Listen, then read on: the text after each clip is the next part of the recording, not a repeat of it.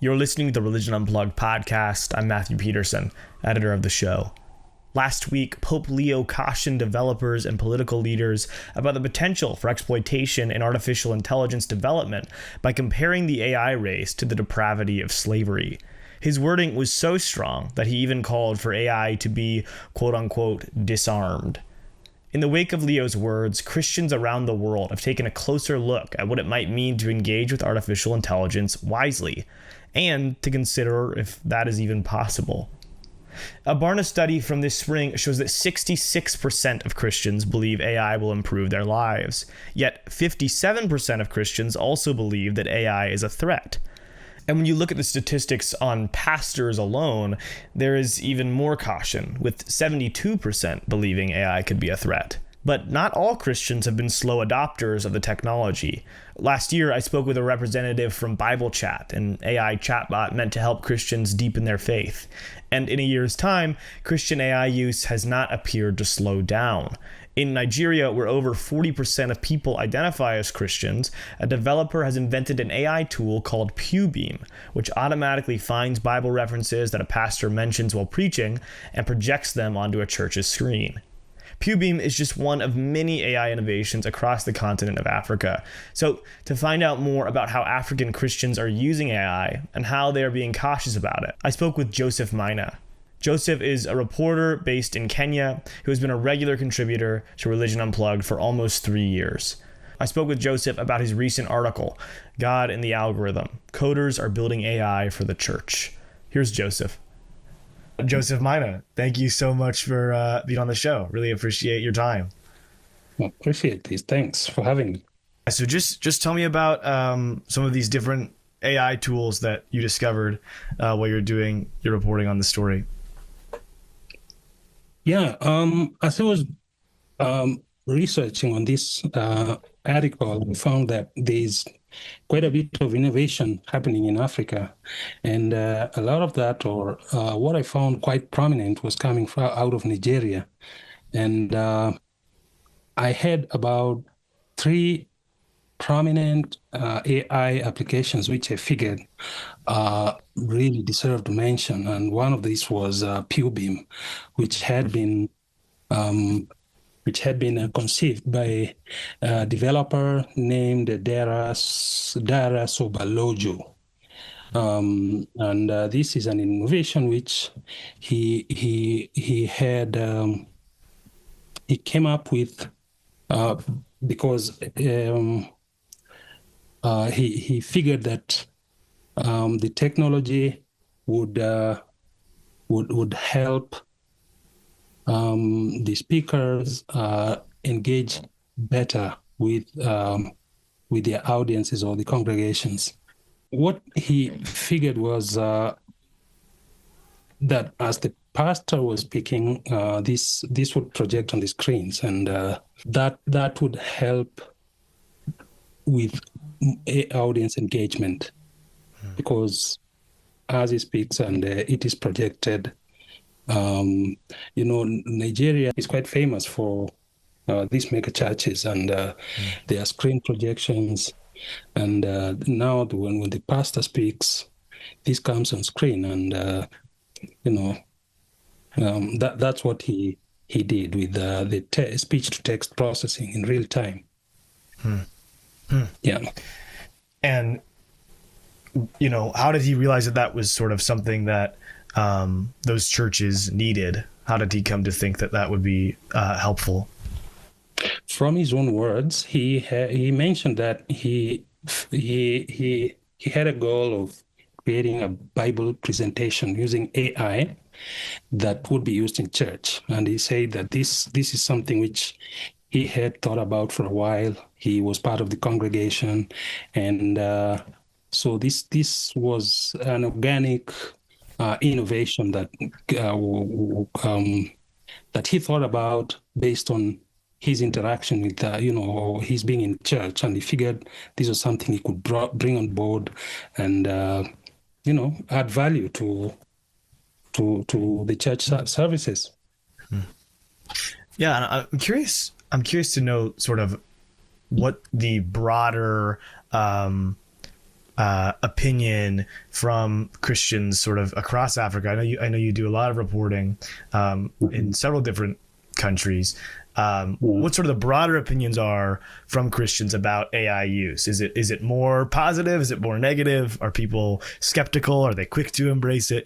What sorts of things are you hearing? What all are you hearing? I'd say the feedback has been rather not so. I mean, the discussion is not so heightened at this point. I think it's something that's still in its infancy. So um, uh, engagements around AI have remained muted. I think it's right about now that there are pockets of discussions about what AI is doing. Some snippets of conversations around the ethical aspects of it, but I think from what I've seen is more of an emerging topic, and it's yet to gain as much traction as one would think. So it's still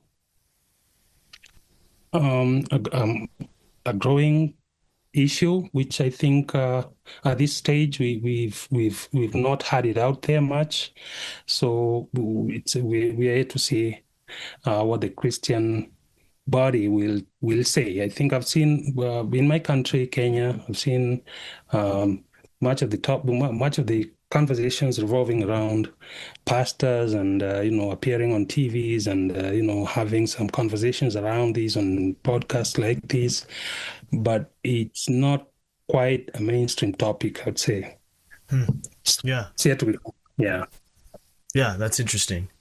And, Yeah. and I know you mentioned that PuBeam is not the only innovation AI Christian innovation. What are some of the other products or services people are working on that combine Christianity and AI in Nigeria? In Nigeria, Yes. um, I wrote about the others, and like ChatGPT, for instance, is in use. There's a pastor who uh, prominently talks about his use of ChatGPT, which he uses for research and administrative work, but he's also giving some sort of a disclaimer that in as much as these use of this AI tool, he feels that there should be boundaries to how much it can be used. So ChatGPT and also some in-house or proprietary uh, tools that have been created by developers in Nigeria are taking root in the country. Yeah. So yeah. Yeah, and these pastors who are more skeptical, who have concerns about AI in church, what are their concerns? What are the specific things that they worry AI might bring to the church that they don't want to see? In the words of Pastor Olalikin, I think, if I remember correctly, he suggests that he doesn't feel like a pastor should use AI to write a sermon because in as much as you can use AI to read your sermon, and I think what he means is that AI cannot be the single tool that you use to generate an entire sermon. You can use it maybe to complement your, as a research tool, but he says that it will undermine pastoral work if we end up having sermons that are generated by machine. So I think it's more an ethical and an authenticity approach or discussion which he wants to raise on that. Yeah. Yeah, I think Yeah. that makes a ton of sense. And I think I hear a lot of pastors in the US, having the same conversations where it's sort of, Oh. there's things we can do with it for research and for greater understanding, but as soon as we're trying to build our teaching around it, then it's not really us teaching, right? Like it's not really, and since it's so important and so human, it feels it cheapens maybe the sermon. Exactly. It loses its authentic value. And if a congregation were to discover that a pastor just went to ChatGPT and created a whole sermon out of it, I think that would raise questions around how authentic is this? Right. And are we getting it? Are we not getting divine teachings through machine? I think that raises ethical questions, which are quite profound. Right. Yeah, I think I saw one of the quotes from that pastor. It was like, you can't generate conviction, right? A robot. Yeah. If I may actually quote him, he says, "If AI can help you read your sermon, refine it, or find examples, but conviction cannot be generated by machine. If you preach without conviction, you're lying to people." So yeah, it's an authenticity debate. Right.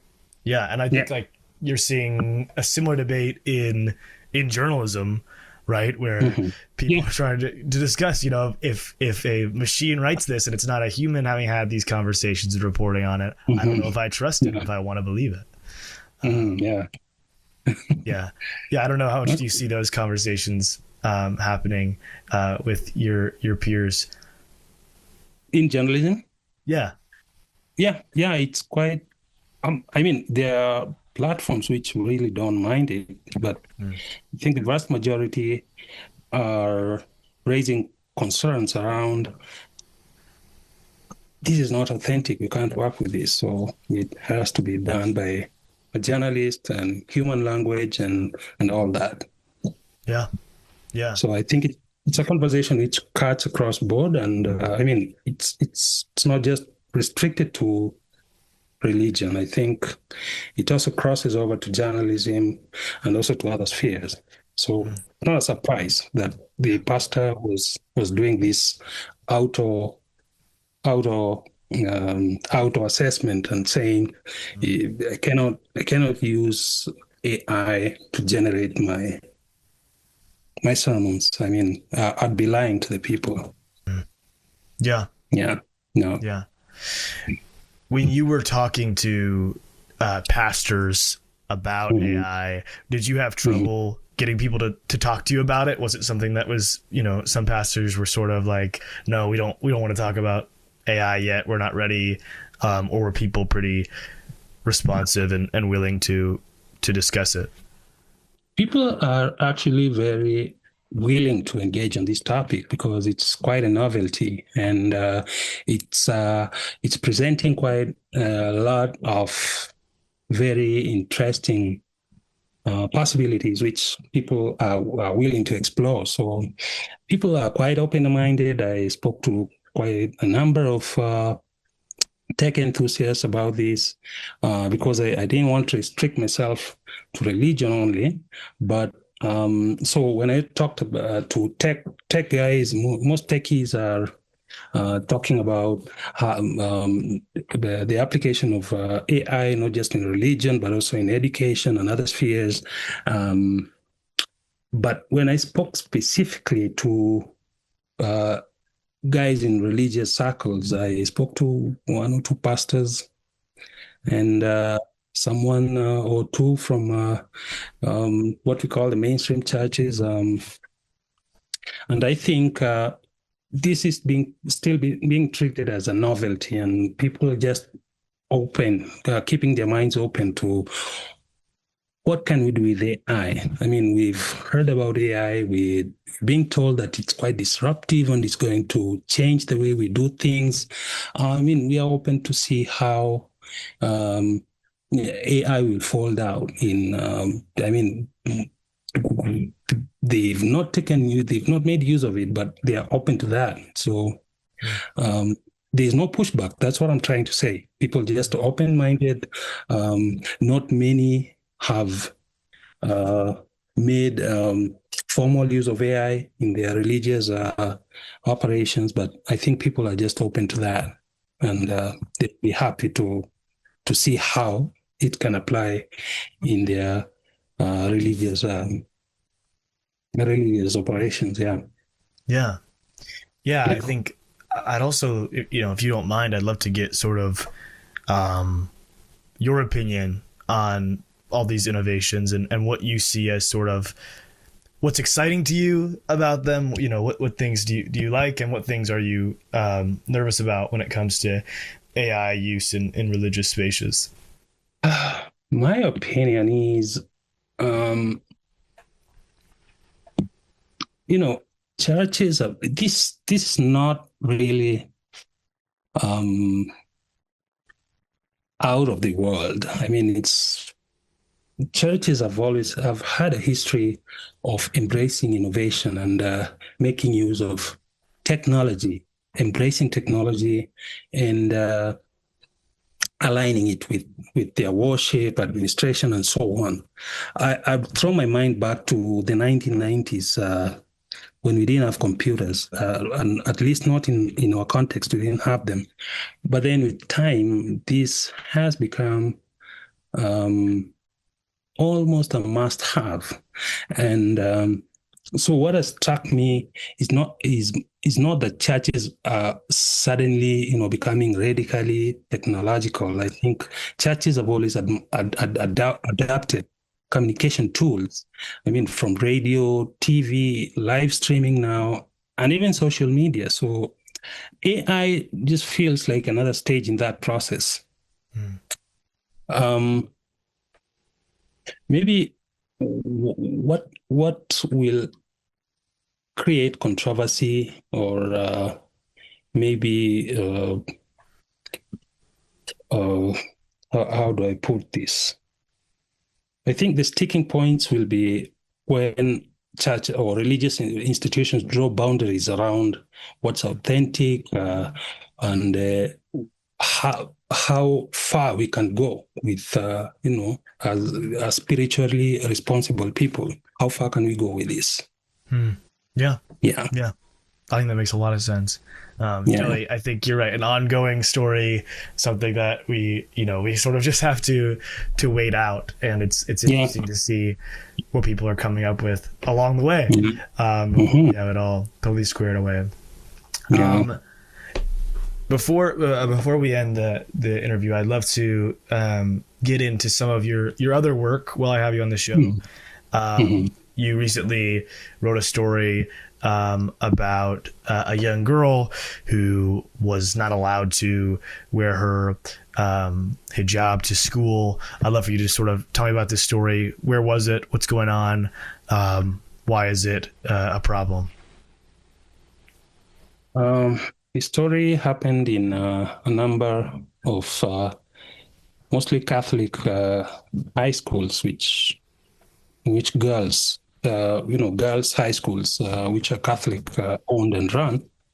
And this has always been a bit of a tug of war for a while between Catholic-owned schools and um, other religious entities, and it's a question of how much Catholic institutions have control around how their students would dress, how they brand themselves, how students dress in their institutions, and how they adhere to Catholic rules, school rules. So in this particular case, I think hijabs stuck out because Catholic schools have tended to flat out refuse um, hijab wearing in these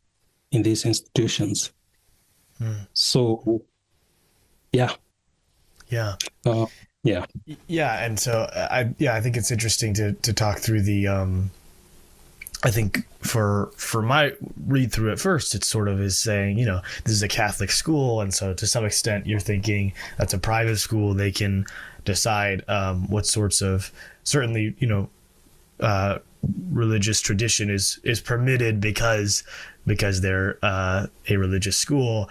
But you Mhm. sort of talk about why that's not quite accurate in your article, why it's not quite that it's just the Catholic Church owning the school. So could you, sort of explain why it still would likely violate the religious freedom laws?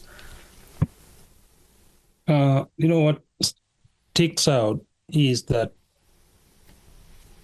we have a legal system that is yet to produce a durable or long-lasting framework for how we can balance institutional identity, religious identity with what we would call constitutional protections touching on students, because the Constitution has um, very boldly asserts religious freedoms, and so now this is a question of how far can you go while operating in a space that has very clear guidelines on how people should conduct yourself. Should you impose your religion on that particular space, and does that space have the right to restrict constitutionally guaranteed protections? No, that I think that's where the balance is. We're having a problem with. And Yeah, that's in Kenya, right? yeah. This is in Kenya. Okay. Yeah, And yeah. historically, are there pretty robust religious freedom laws? Is that pretty standard, or does it skew toward maybe permitting a certain religion? The laws have always made that clear that you have the right to worship and express yourself. So this has always been there. There are no gray areas in this. The Constitution and the laws of Kenya have always been very clear on that. But on the other hand, there's also the question of, can a privately run institution have or exercise the right of admission, and they feel that their guy or their values are being stepped upon, or that they are not comfortable or um, having their guidelines not being adhered to. So yeah, yeah, Well, Joseph, I really appreciate you coming on the show. It was so great to talk to you and learn more about just this new technology and what it means for churches around the world. yeah. Thanks. Appreciate being on the podcast. All right. Have a wonderful Yeah, rest of your day. you too. Thanks.